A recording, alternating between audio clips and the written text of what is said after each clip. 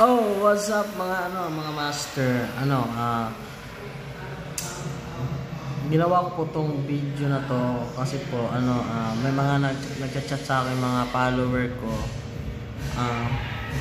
May babasa din ako sa nila, sa mga wall nila, ngayon yung mga patama sa isa't isa.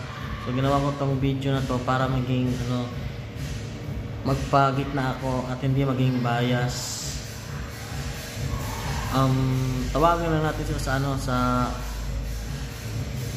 pangalan na follower A tsaka follower B. So ako ngayon ay nalulungkot din ako kasi kung bakit kapag nag-aaway sila, kasi sila yung dahilan kung bakit marami akong ngayon tumataas yung views ko. Kung wala sila, wala din ako.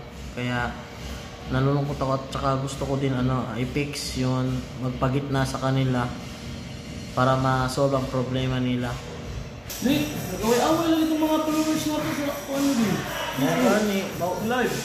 Kung gano'n nagpatunga ko nila, kaman to sa follower A o follower B.